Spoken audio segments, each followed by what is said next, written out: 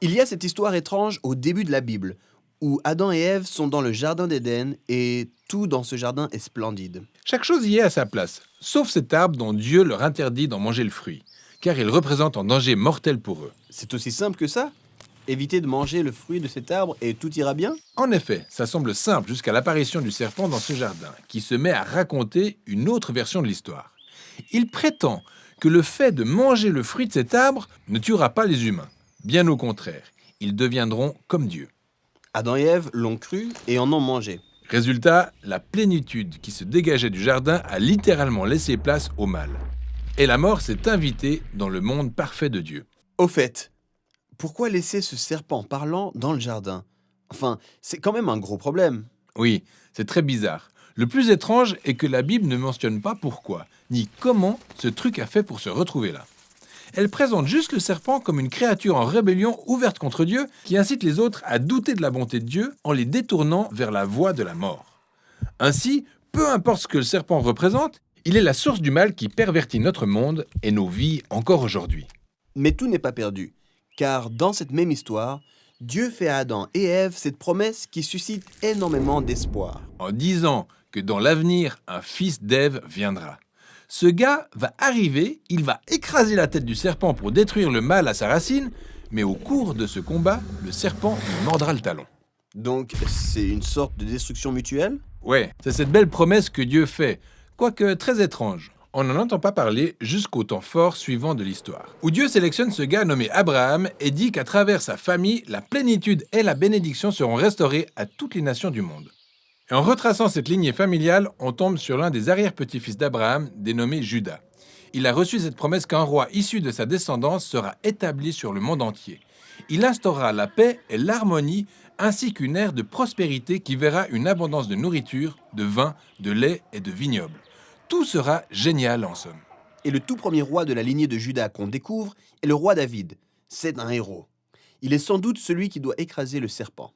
Mais il se trouve que David est atteint de ce même mal qui ronge le reste de l'humanité. Il n'a pas à écraser le serpent, ce serait plutôt l'inverse. Dieu promet tout de même à David que ce roi proviendra de sa descendance. Mais l'histoire des descendants de David révèle une succession de choix insensés qu'ils ont faits et d'une génération à l'autre, il n'y en a pas un pour rattraper les autres. Ils cèdent au poison du serpent et s'adonnent au mal. Ils s'enfoncent dans une quête perpétuelle d'argent, de sexe, de pouvoir et même d'autres dieux. Les choses vont de mal en pis, au point qu'ils entraînent le peuple d'Israël dans une chute qui se soldera par leur déportation dont se chargera le grand méchant empire babylonien. À ce stade, il n'y avait même plus de roi pour accomplir la promesse. Ce qui semble compromettre l'ensemble du plan. Et pourtant, même dans ces heures sombres, il y avait une catégorie d'hommes audacieux appelés prophètes. Ils n'arrêtaient pas de parler de ce roi qui allait venir, en nous rappelant la promesse de son avènement, de son triomphe sur le mal et de sa restauration du jardin. Il y a même un prophète en particulier, Ésaïe, qui nous précise clairement pourquoi ce roi se fait mordre. Ésaïe dit que le roi promis est meurtri à cause du mal dans lequel l'humanité s'est plongée. Il meurt de ses blessures, mais à la surprise générale, il se relève. Ésaïe souligne qu'après avoir souffert de cette blessure, il est désormais habilité à être une source de guérison pour les autres. Sauf que l'Ancien Testament s'achève sans que ne se pointe le roi tant attendu pour écraser le serpent. Raison pour laquelle le Nouveau Testament commence par nous présenter Jésus de Nazareth, en mettant l'accent sur le fait qu'il n'est pas un être quelconque, car il est bien celui qui vient accomplir les promesses spécifiques faites depuis l'Antiquité. Et oui, on apprend qu'il est issu de la lignée de David, de Juda et d'Abraham. Et il parcourt tout Israël en annonçant que la plénitude du royaume de Dieu est arrivée. Et il commence à s'attaquer aux conséquences du mal en guérissant les gens, en pardonnant leurs péchés et en les libérant du mal qu'ils avaient commis. Ce qui pousse plusieurs personnes à croire le fait qu'il est bel et bien le roi promis. Cependant, Jésus commençait à annoncer à ses plus proches disciples qu'il allait devenir roi et restaurer la paix en se chargeant de toutes les conséquences du mal causé par l'humanité. Quoi? La blessure mortelle du serpent? Exactement.